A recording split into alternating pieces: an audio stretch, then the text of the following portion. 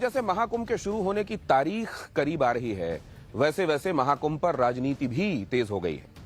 महाकुंभ में मुस्लिमों की एंट्री को लेकर बहुत दिनों से विवाद चल रहा था। साधु संतों का यह कहना है कि जो सनातन को मानता ही नहीं, उसका कुंभ में काम क्या है। अब सीएम योगी ने इस विवाद पर पहला बयान दे दिया है।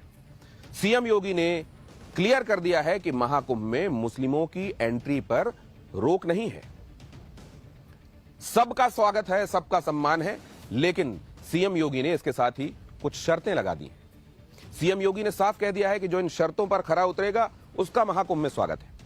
एक बार देखिए कि सीएम योगी ने कौन से शर्तों की बात की है और महाकुंभ को लेकर पॉलिटिक्स का कौन सा चैप्टर नया खुल गया है।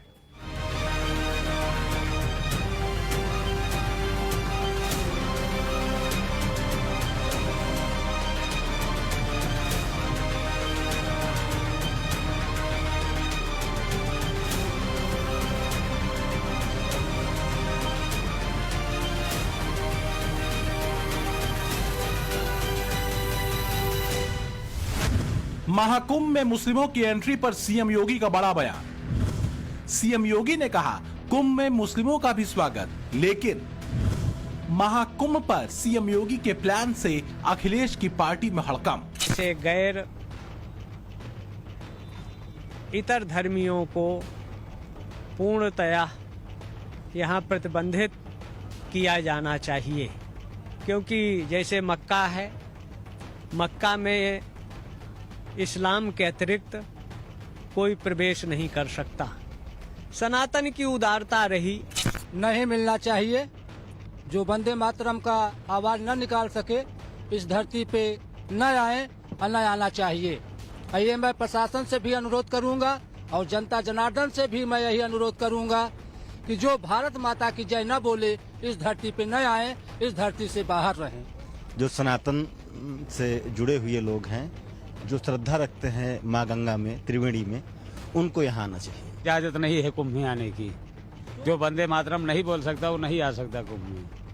ये हमारे सनातन का धर्म का नारा है, इसको बचाना है। महाकुंभ इसीलिए लगा है कि हम लोग सनातन को बचाए, धर्म को जोड़े।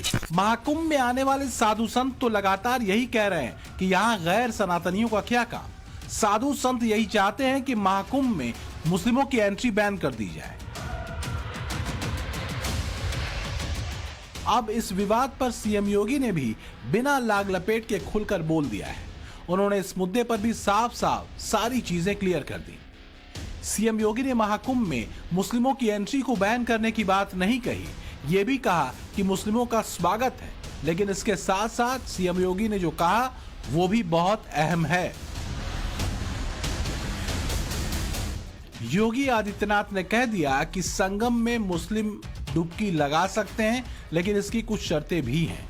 सीएम योगी ने कहा कि सिर्फ उन्हीं का स्वागत है जो कुत्सित मानसिकता लेकर नहीं आ रहे, जो भारत की सनातन परंपरा पर श्रद्धा का भाव रखते हैं, जो इस्लाम को मानने के बाद भी भारत की परंपरा पर गर्व करते हैं, जो अपने गोत्र को भारत के ऋषियों के साथ जोड़कर देखते हैं, पर्व और त्योहारों में जिनकी भागीदारी उसी रूप में होती है। वो लोग अगर परंपरागत रूप से संगम में स्नान करने के लिए आते हैं, ऐसे लोग आए तो कोई बुराई नहीं है, उनका स्वागत है, वो आए, कहीं कोई समस्या नहीं। यानी सीएम योगी ने साफ कर दिया कि अगर इन शर्तों पर कोई मुस्लिम खरा उतरता है तो आए, नहीं तो आने की कोई जरूरत नहीं है।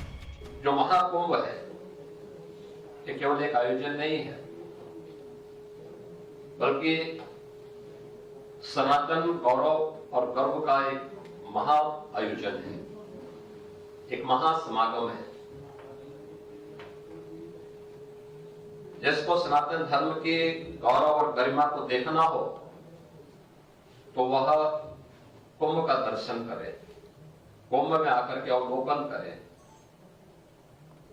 जो लोग एक संकीर्ण दृष्टि से सनातन धर्म को देखते हैं, यहाँ पे आपस में सांप्रदायिक मतभेद है, भेदभाव है, या छुआछूत और अस्पृश्यता के आधार पर समाज को बांटने का काम करते हैं, उन लोगों को आकर के देखना चाहिए कि यहाँ न पंथ का भेद है, न जाति का भेद है, हालांकि इन शर्तों के साथ सीएम योगी ने एक चेतावनी भी जारी कर दी है। सीएम योगी ने यह भी कह दिया है कि अगर कोई कुत्सित मानसिकता के साथ आएगा तो उसके साथ अन्य तरीके से भी व्यवहार हो सकता है। सीएम योगी के इस स्टैंड से साधु संत खुश हैं। साधु संत पहले से ही ये कह रहे हैं कि महाकुंभ से गैर सनातनियों को दूर रखा जाए। खुद द्वारका शारदा पीठ के शंकराचार्य स्वामी सदानंद सरस्वती कह चुके हैं कि जो लोग हिंदू धर्म को मानते नहीं हैं, उन्हें महाकुंभ में आने की जरूरत क्या है। भैया, वो जब हिंदू धर्म को मानते नहीं हैं, वो भारत माता को वंदे मातरम नहीं बोलते। तो वंदे मातरम बोलने में उनको तकलीफ है, तो वहाँ जाने का काम क्या है आपका। वहाँ तो लोग धर्म के द्वारा धर्म का संपादन करके, गंगा स्नान करके, अपने जो परंपरागत तीर्थ हैं उनमें जाकर के प्रणाम करते हैं और पुण्य प्राप्त करते हैं। हमारे लिए तो वो यज्ञ है।